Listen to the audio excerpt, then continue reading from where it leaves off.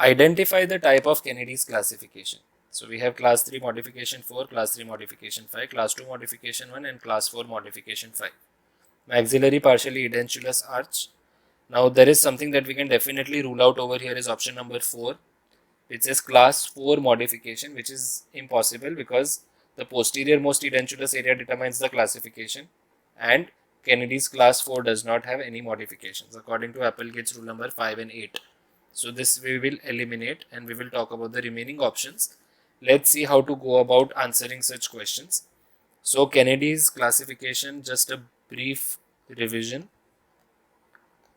1, 2, 3 and 4. So Kennedy's class 1 is a bilateral edentulous area which is present posterior to the remaining natural teeth. Okay. So the area is posterior to remaining natural teeth. That means there is no other tooth present more posterior to the edentulous area. That means it is a distal extension area. There is no support at the back. Okay. So that is Kennedy's class 1. Similarly, Kennedy's class 2 is a unilateral distal extension area. That means it is an edentulous area not supported by a posterior tooth.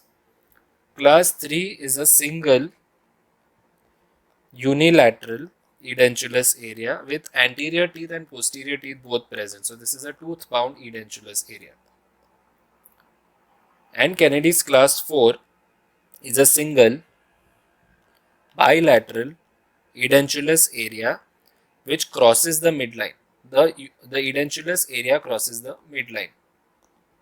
Okay, and it is present anterior to the remaining natural teeth. Now if you see, there is one incisor missing over here, but it is not, the edentulous area is not crossing the midline. So this cannot be Kennedy's class 4. Okay, this is just another space. It is one tooth missing over here and which is not crossing the midline.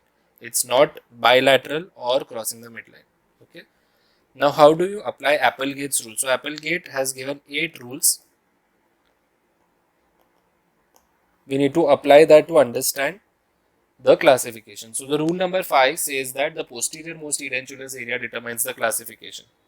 Now consider these areas as these designated numbers for our understanding. So here the posterior most edentulous area is which one? 6, right? So this becomes the classification. So this is class what? Anteriorly tooth present, posteriorly tooth present, single area. Okay, so this is Kennedy's class 3, right? And then the other areas are designated as number of modification spaces. So this is 1 modification space, this is 2 modification space, 3 space, 4 space and 5 space. So this becomes class 3 modification 5.